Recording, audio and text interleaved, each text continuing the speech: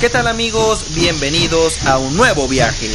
Yo soy Jerry Cavazos y el día de hoy los estaré conduciendo por esta aventura que se llama La Locomotora.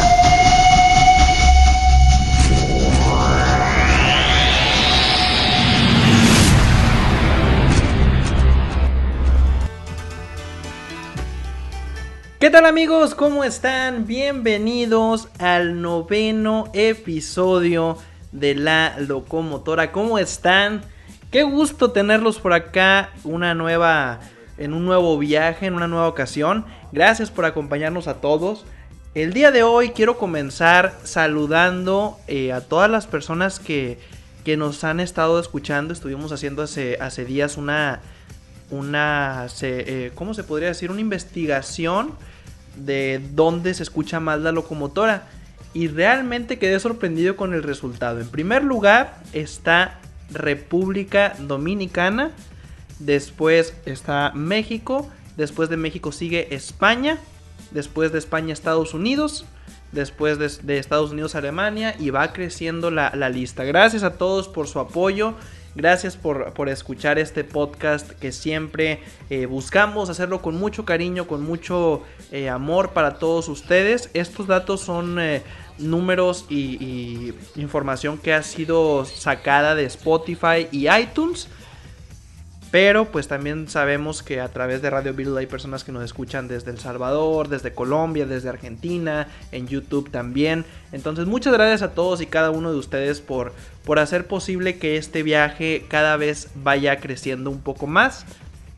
No hemos podido tener tantos invitados como quisiéramos porque pues a como está la situación de la contingencia mundial, pues sí es bastante complicado el poder tener invitados del calibre que estamos buscando. Ya tenemos algunos programados, pero pues está todavía en proceso de estadístico, de logística más bien, en proceso logístico donde podemos ya comenzar a grabar un podcast con invitados. Esperemos que esto de la contingencia pase muy pronto. Pero, pues mientras tanto, vamos a comenzar con La Locomotora. Yo soy Jerry Cavazos y el día de hoy, como lo dice el intro, los voy a estar guiando en una aventura. En una nueva aventura y estamos en el episodio número 9.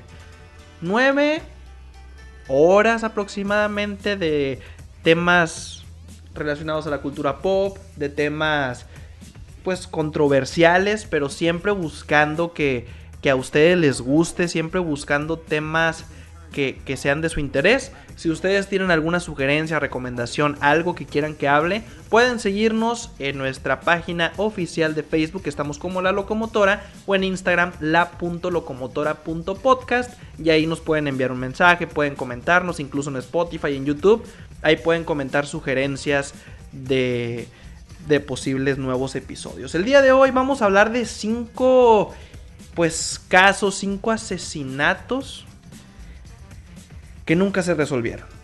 Para esto quiero aclarar algo desde este momento. Normalmente muchas cosas de Estados Unidos tienen su copia mexicana y viceversa. Esta ocasión desafortunadamente pues es igual. ¿Por qué digo desafortunadamente? Porque estamos hablando de casos de crimen, de asesinatos. Vamos a comenzar con un top 5 que les preparé a ustedes con toda la información con estos casos. Vamos a comenzar con estos casos de asesinatos que nunca se resolvieron. Como recuerdan, últimamente, y he visto que les gusta a ustedes que haga mi investigación y después lea, pues quiero hacer un contenido que les guste a ustedes. Normalmente mi contenido siempre, ¿sabes qué? Tengo nada más unas pautas y de ahí estoy platicando con ustedes, pero también a veces realizo unas investigaciones un poquito más complejas, se las leo a detalle. En este caso lo quise hacer así, ¿por qué? Porque los casos son bastante fuertes y siempre se busca guardar el debido respeto a cada una de las personas y familias de estas personas que fallecieron desafortunadamente, ¿ok? Vamos a comenzar con un caso que se llama El Niño de la Caja. Este caso está muy fuerte y, como les repito, voy a leerlo porque sí es un poquito fuerte. Obviamente voy a dar mi retroalimentación, mi pensamiento y todo esto.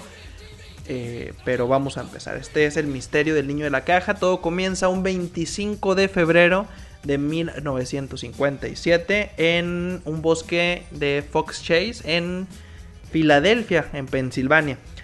Y ahí se encuentra el cuerpo sin vida de un niño caucásico de una edad de entre 3 a 7 años. Cuando el cuerpo fue descubierto, se encontraba dentro de una caja de cartón, cubierto con una manta a cuadros, y el pelo estaba cortado como... Acá en México le decimos trasquilado. Es una forma de decir que el pelo lo tenía mal cortado. O sea, tenía como que chopos de pelo por un lado, rapa de otro. Entonces esa es la forma que nosotros los mexicanos le decimos. Bueno, normalmente. Posiblemente esto del pelo se le hizo ya después de la muerte, también cuando fue cubierto en la manta a cuadros. Y además de esto, el niño tenía visibles golpes y moretones en la cabeza y en el cuerpo. El descubrimiento del conocido popularmente como el niño de la caja es a día de hoy todo un misterio sin resolver.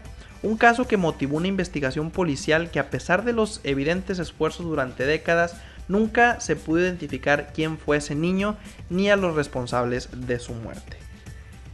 Está muy fuerte todo esto porque ahorita van a ver más adelante otro caso muy similar, que es lo que les comentaba al principio, que también México tiene sus casos similares, pero está muy fuerte el encontrar a un niño muerto y desafortunadamente no saber ni siquiera quién fue el asesino. O sea, pensar que hay un asesino suelto en el mundo.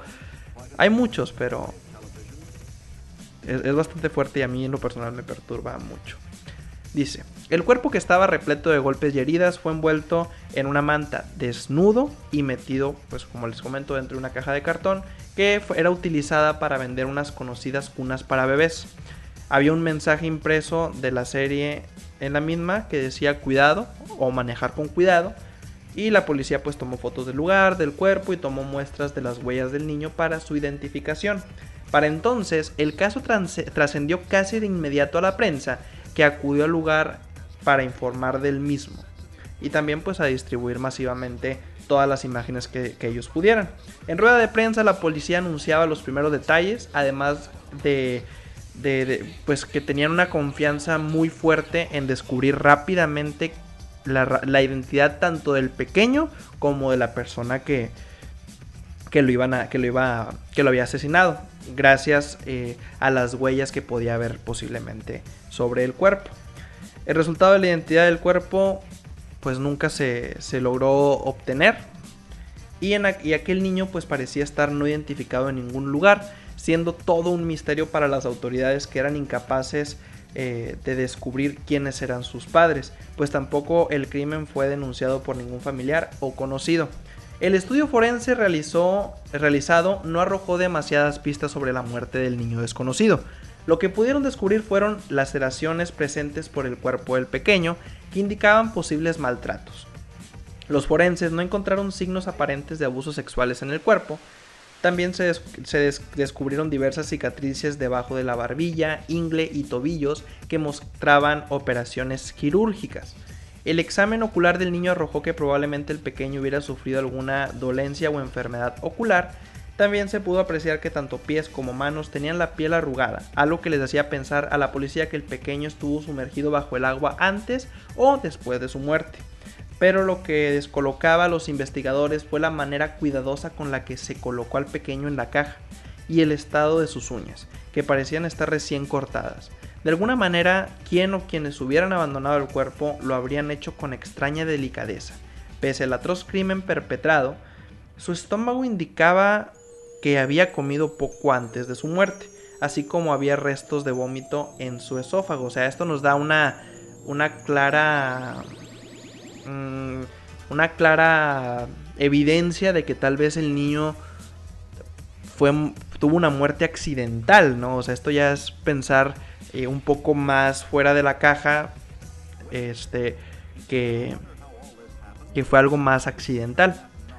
Ante la imposibilidad de encontrar pistas más determinantes en el estudio forense del cuerpo, la policía se centró en analizar la caja de cartón en la que apareció metido el niño. En la caja no se encontró ningún tipo de huella o restos que pudieran conducir a nadie. La caja pertenecía a una conocida tienda de muebles que vendía un tipo de cunas de madera. Descubrieron que aquella tienda estaba a 25 kilómetros del lugar y solamente se habían vendido 12 cunas, pero la dueña local que las había vendido no guardaba el registro de los compradores, pues habían pagado en efectivo, no en una vía de crédito o facturación, y tampoco recordaba sus caras. Solo 8 compradores fueron identificados porque acudieron ellos mismos a la policía para ello. Aseguraron que tras comprar las cunas, unos tiraron las cajas a la basura y otros las utilizaban para guardar, ¿cómo se puede decir? Cosas de trastes, vajillas, etcétera, etcétera. De esta manera, ninguno de ellos podía ser considerado como sospechoso. De los otros 4 restantes nunca se supo nada. La policía se encontraba perdida y bloqueada en una investigación que no conducía a nada y ante una sociedad preocupada que quería que se resolviera todo y dar descanso al niño desconocido. El lugar donde apareció el cuerpo fue invadido por infinidad de voluntarios y policías, incluidos un gran número de miembros de la Academia de Policías que fueron destinados para ayudar a las labores de rastreo, pero solo se encontró una gorra y un cinturón con hebilla que no conducieron a nada. Fue entonces cuando la policía decidió distribuir una serie de fotos que pudieran ayudar a encontrar testigos entre la población.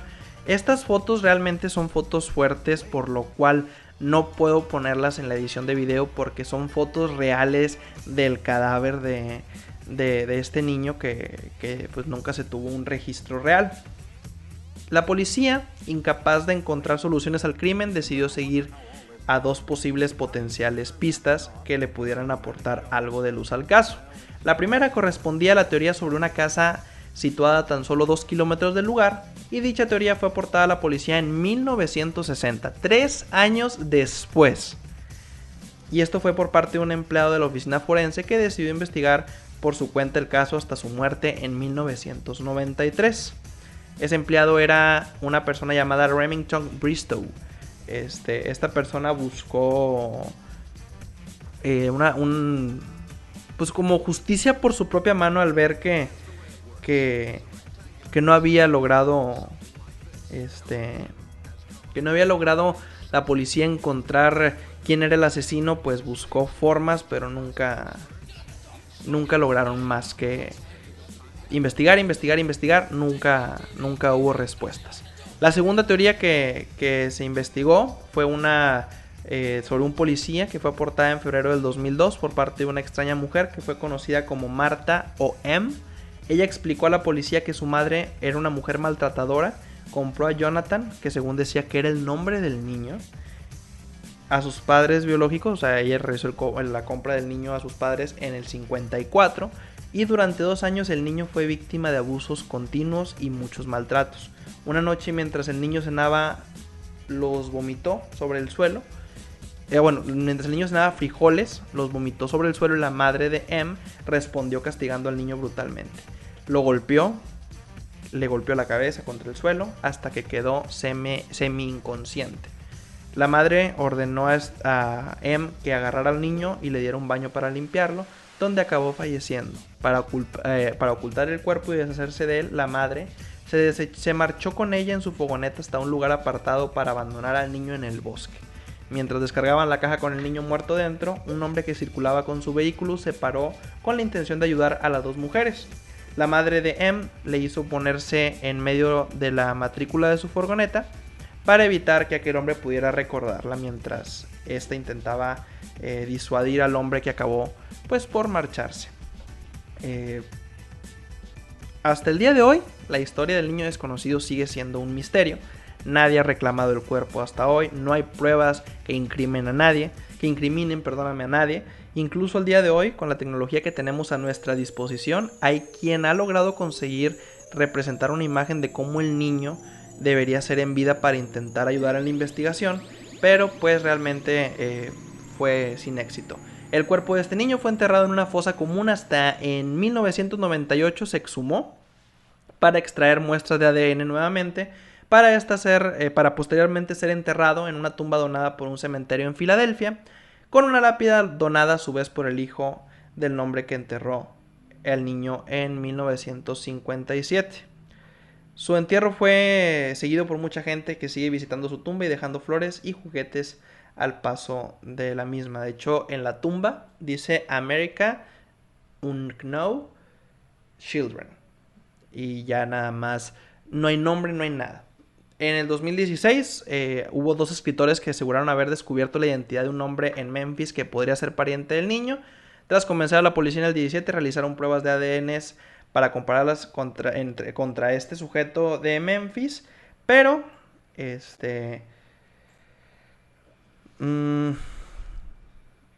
no funcionó porque las muestras del niño ya no eran tan... ¿Cómo se podía decir? O sea, estaban muy conservadas, entonces ya no funcionó tan bien. Un pequeño avance en la investigación, pues que realmente ya dura más, ya lleva más de 60 años, pero que aún mantienen el anonimato la identidad del niño y los responsables de su muerte. ¿Cuál es el caso que digo yo que es la copia mexicana?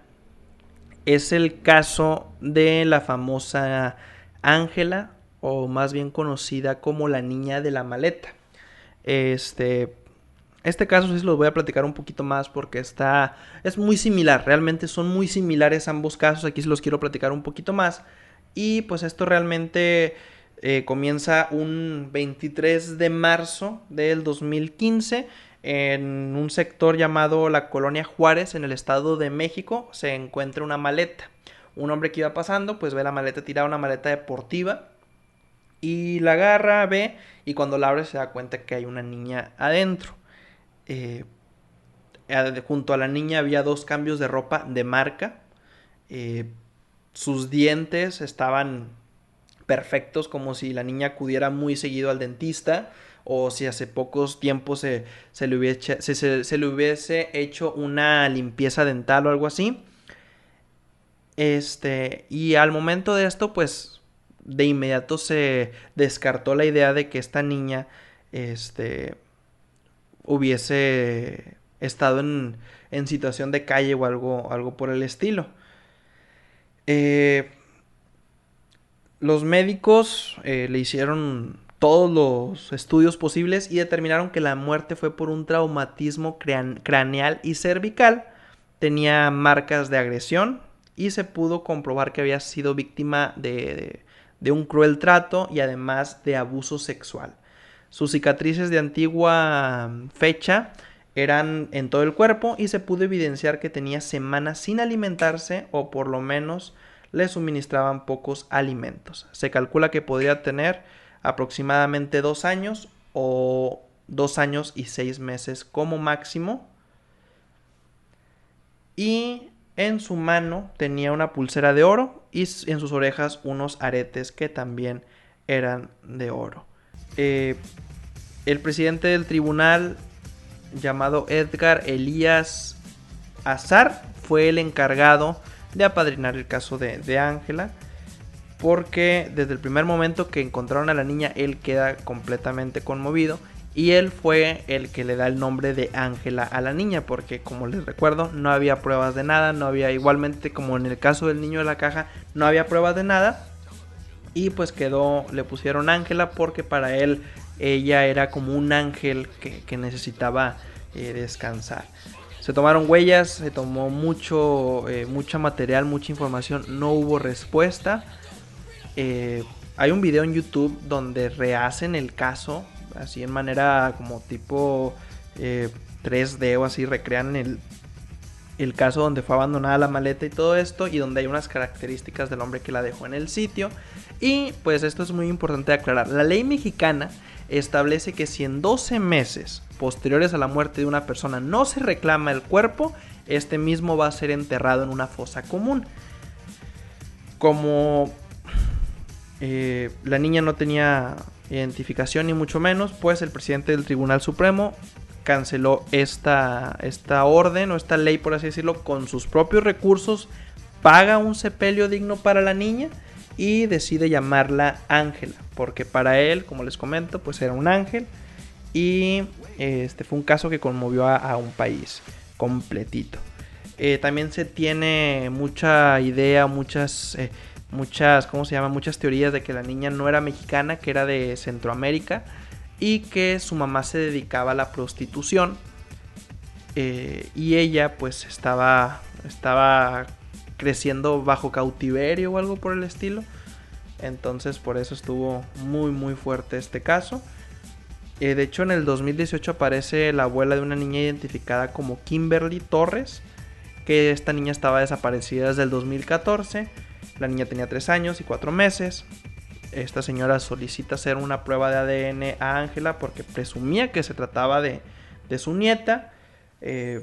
Y los padres de la niña Kimberly habían aparecido muertos en un carro.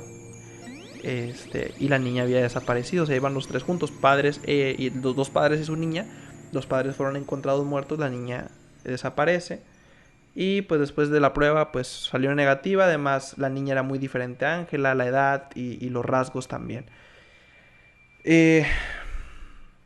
Pues hay muchas hipótesis, como les comento, que estaba en una red de trata de blancas, que pues no sé, que sus padres la asesinaron, y por eso mismo nunca buscaron el cuerpo. No sé, hay muchas historias, pero qué feo que pues las leyes tanto, ya vemos que no es cuestión, ay, esto es México, no, en Estados Unidos es lo mismo. Es muy difícil una investigación de un cuerpo o de un asesinato, y más si estamos hablando de un asesinato de una niña, que es algo muy fuerte, de un niño. O sea,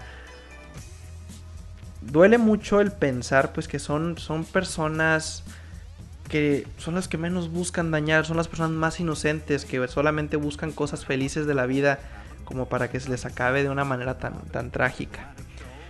De hecho, de estos 5 casos, 4 son de niños. Y como les comenté al principio, siempre es con el debido respeto. Vamos con otro caso, el misterioso caso de John Bennett Ramsey. Este caso ha sido muy sonado en muchísimos lados. Y en este caso también existe la versión mexicana, que es algo que estuvo hablándose muy recientemente por una documental que salió en la plataforma Netflix. Este caso pues está muy fuerte. ¿Por qué? Porque hay una desaparición, hay una carta de solicitud de un... ¿Cómo se le llama, Hugo? Cuando secuestran a alguien y tienes que pagar, tiene un nombre. Una cuota de rescate, vamos a poner esto. Estaban solicitando un rescate. John Bennett nació en Atlanta, Georgia, y se mudó a Colorado cuando tenía 1 año de vida. Su padre era John Bennett Ramsey y su madre era Patricia Patsy Ramsey. John Bennett era una reina de belleza infantil, acudió a muchísimos certámenes, ganó muchísimos concursos, y pues esto también era porque Patsy, su madre, había sido reina de belleza en su juventud, y ella fue Miss West Virginia en 1977. John Ramsey era un hombre de negocios, presidente y jefe ejecutivo de una empresa llamada Access Graphics, y era una compañía de servicios informáticos, y su hermano llamado Brooke era 3 años mayor que ella. Él, tengan muy bien clavado su nombre porque es así, el niño es de los principales sospechosos. El 26 de diciembre de 1996, la madre de John Bennett descubre que no estaba su hija en su casa, y después hallaron una carta de rescate de 2 páginas. No, al revés. Ella encuentra una carta de rescate en las escaleras, una carta de 2 hojas y media más o menos, y después se da cuenta que John Bennett no estaba ya en su casa. La nota exigían $118,000, y esto había sido una suma similar a un bono que el padre de John Bennett había recibido a comienzos de ese año. John y Patsy Ramsey llamaron a los policías desobedeciendo las especificaciones de los captores o del captor que le habían comentado en la carta, que no debían contactar ni a las autoridades ni a ningún familiar y o amigo. La nota también sugería que la recolección del dinero sería monitoreada por él o los criminales y que John Benet estaría de vuelta en la casa tan pronto como dieran la cantidad solicitada. Después de esto, investigan la casa por todos lados, checan el sótano, checan los cuartos, la cocina y no había nada de nada. Ese mismo día, la detective de la policía de Boulder, Linda Arndt, le pidió a John Ramsey que registrara a detalle la casa, en busca de algo inusual.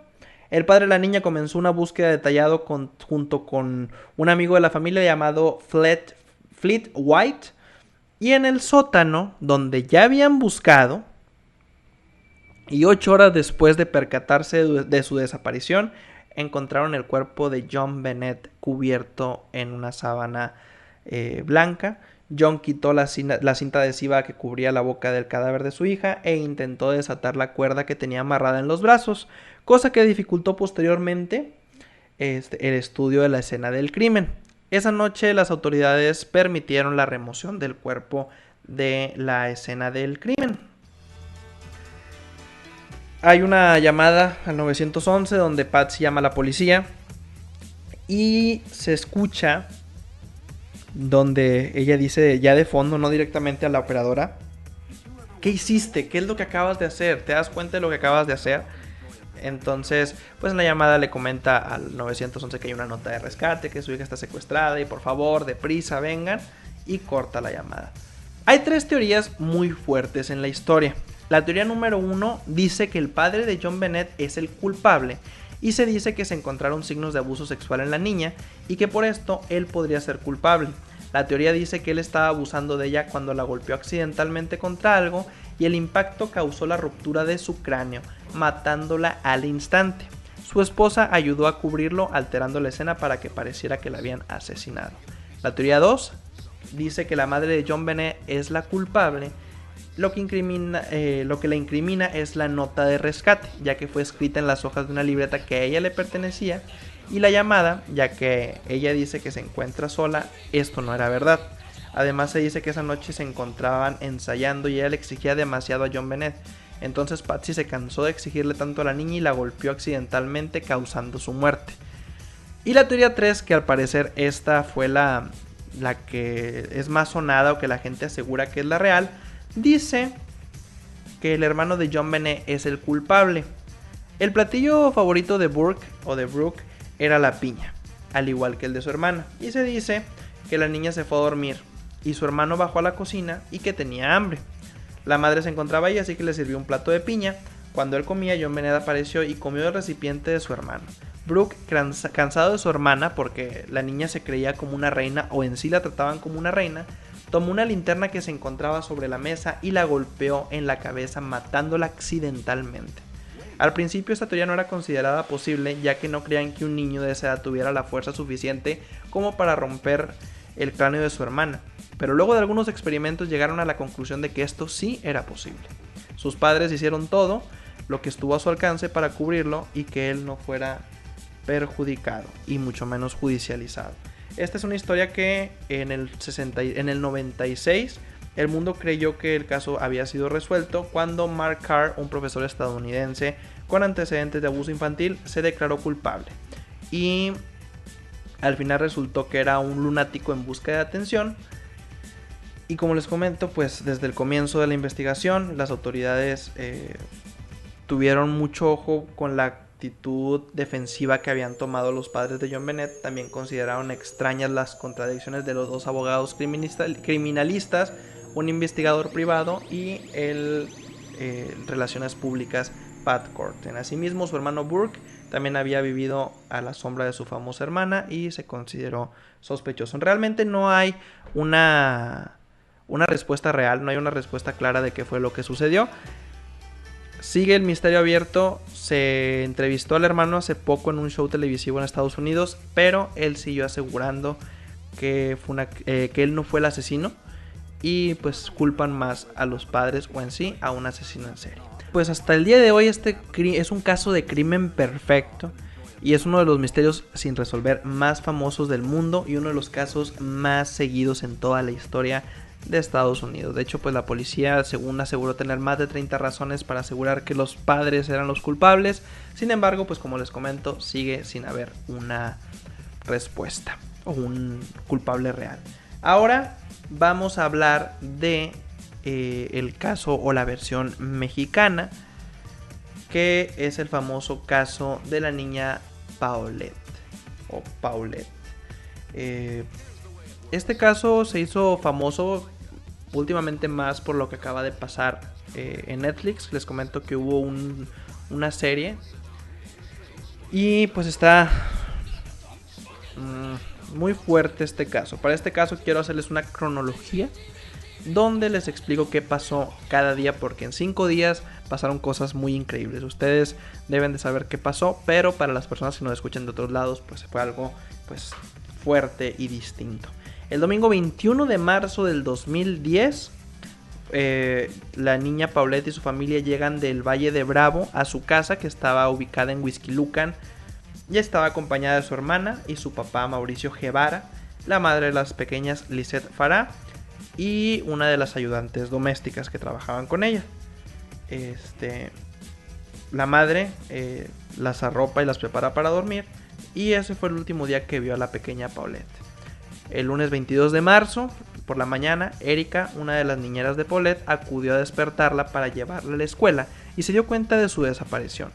Avisó a la señora Lisette y comenzó la búsqueda en el edificio ubicado en la calle Hacienda del Cuervo. Mauricio Guevara avisó a su hermana de la desaparición de la menor, quien informó del caso a las autoridades de Huixquilucan, y posteriormente el edil notificó a la Procuraduría General de Justicia del Estado de México. Cabe aclarar que el papá de Paulette tenía familia que estaba relacionada con políticos de alto nivel en México. Ellos vivían en una zona pues lujosa del Estado de México. Y el martes 23 de marzo, pues la niña no había aparecido. Su familia ya había buscado por todo el departamento, en especial por la habitación de la niña, por todo el edificio, y no había señales de robo o de secuestro. Las chapas estaban intactas, al igual que las ventanas y todo acceso al hogar. El conjunto habitacional contaba con una vigilancia, pero nadie vio nada. ¿Dónde estaba la pequeña Paulette? No pudo salir sola, dijeron, porque tenía una discapacidad motriz y de lenguaje. El jueves 25 de marzo por la tarde, la Procuraduría General del Estado de México difunde un cartel con la foto de la menor y algunos datos que daban cuenta de su edad, aspecto y deficiencias físicas. O sea, esto se puso muy intenso, muy rápido. La tía de la pequeña Paulette, Arlette Farah, envió mails y subió la foto de la pequeña a las redes sociales, donde la noticia se expandió con gran velocidad y los cibernautas desataron una búsqueda masiva. Viernes y sábado, del viernes 26 y sábado 27, pues no hubo novedades de nada. Y el domingo 28 de marzo, por la noche, Lisette hizo un llamado al presunto raptor y pidió que devolviera a su hija, que la dejara en algún centro comercial o lugar concurrido.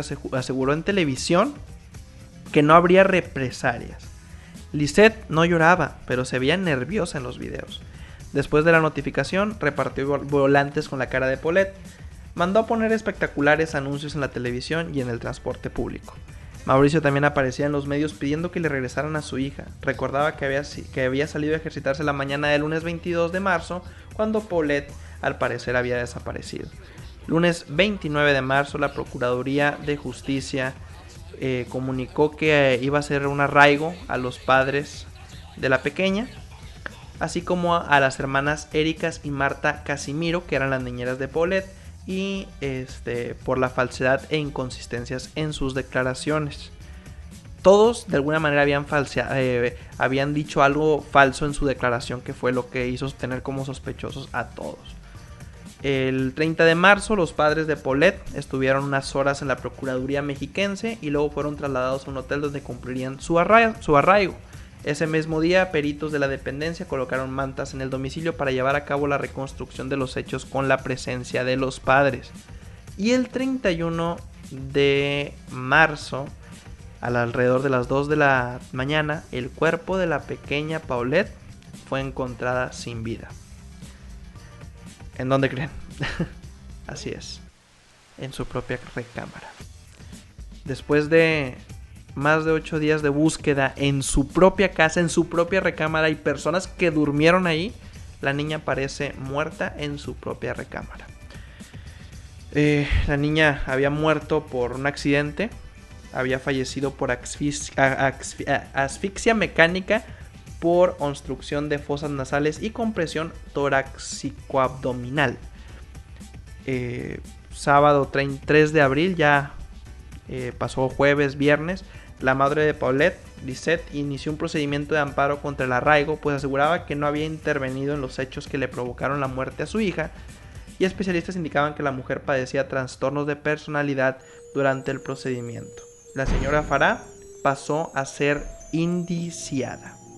El domingo 4 de abril, un juez concedió la libertad a los padres y las niñeras de Paulette, y Mauricio Guevara abandonó el hotel donde estaba arraigado a las 10:20 horas de la mañana. Lisette era la principal sospechosa, ella a las 11 de la mañana. Las nanas Erika y Marta salieron al filo del mediodía y ninguno podía abandonar el país, pues continuaban las averiguaciones. A final de cuentas no hubo un responsable, nunca se supo qué sucedió, pero hubo entrevistas por separado a Mauricio y a Lisette. Entraron en guerra de acusaciones verbales. Lisette aseguró que su esposo era el culpable y viceversa. Entonces fue algo que duró mucho. Y el miércoles 3 de mayo del 2017, a más de 7 años de su muerte, el cadáver de Paulette fue cremado y autoridades consideraron que los restos ya no eran objetos de prueba. O sea, qué intenso, qué tan sencillo como, son restos, ya no nos sirven en pruebas ni mucho menos. Y cierran el caso de Paulette sin un responsable. Y como la familia del padre, como les comento, era una familia adinerada, con mucho dinero, con muchas influencias, muchos conocidos, pues simplemente pudieron pagar para plantar el cuerpo de la niña, donde la encontraron en su propia recámara, a filo de su cama. Y pues nunca hubo un sospechoso, nunca hubo un culpable real. Y qué fuerte que, como les digo, pues estos 4 casos que estuvimos hablando pues son niños, está relacionado a los niños y pues como les comento, son personitas que son las más puras en el mundo, son ángeles en vida. Así que pues todos ellos descansen en paz. Y vamos con el último caso, pero no menos importante, el famoso caso de Elisa Lam. Este caso está muy fuerte, fue muy sonado. Y pues, ¿quién era Elisa Lam? Era una joven estadounidense de 21 años con ascendencia china. Y se dice que durante un tiempo ella sufrió depresión. Y pues ella decidió emprender un viaje a todos los Estados Unidos de América. Y pues una vez en Los Ángeles decide hospedarse en un famoso hotel llamado Cecil. Un hotel que escondía una serie de horrores humanos, suicidios y una oscura historia criminal. El 31 de enero del 2013, Elisa Lam desapareció y 3 semanas después fue hallada muerta en las instalaciones del hotel. Elisa llamaba a diario a sus padres, pero el día que iba a visitar la ciudad de Santa Cruz, sus padres no recibieron la llamada. Esto originó que iniciara una investigación policíaca y comenzaron las indagaciones hacia el personal del hotel y se colocaron imágenes de la joven por todos lados. 2 semanas más tarde, tras revisar los videos de vigilancia del hotel, se encontraron grabaciones que pusieron a todo el país con los pelos de punta. Las imágenes mostraban a Elisa pocos días antes actuando de forma extraña en uno de los ascensores del Cecil. Se limitaba a pisar los botones del ascensor y entrar a salir del elevador.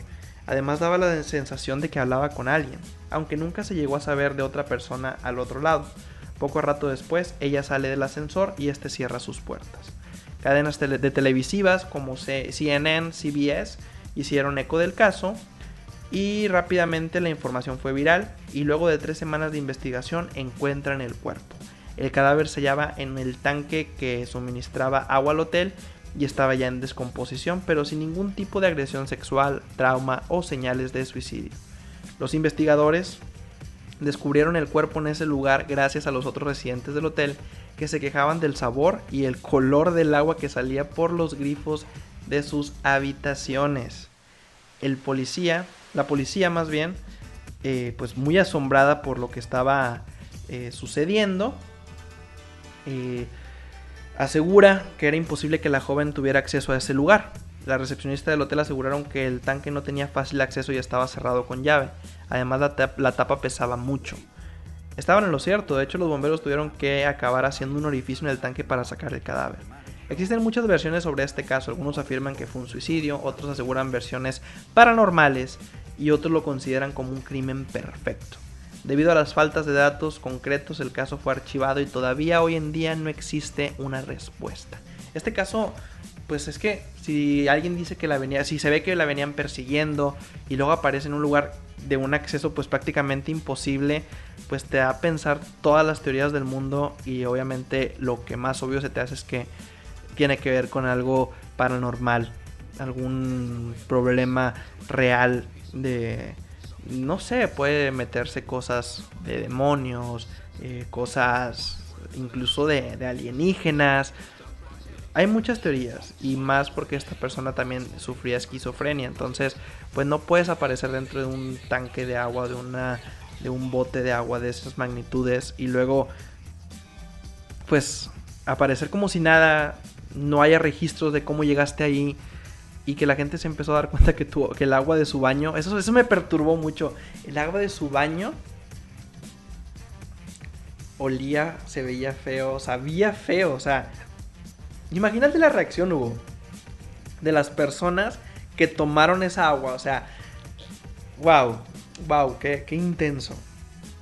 Y este caso pues tiene muchas dudas todavía y son, como les comento, como dice el título, son 5 casos que no se han podido resolver y que por más fácil que parezca la resolución no la hay y no podemos echar la culpa completamente a las autoridades o cosas así porque no hay forma de que estas sean culpables.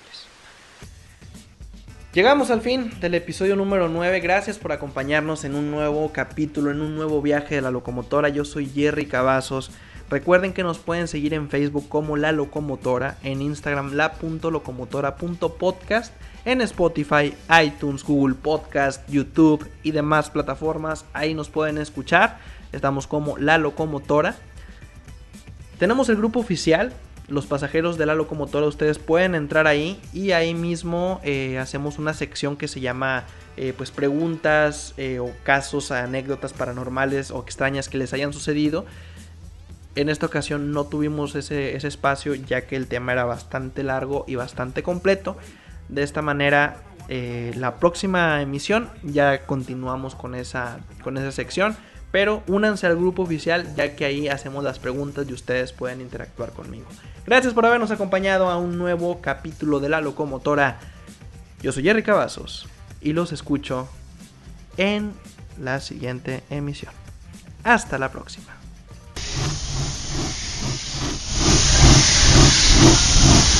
Amigos, nuestro viaje de hoy ha terminado. Los espero en la siguiente aventura. Hasta la próxima.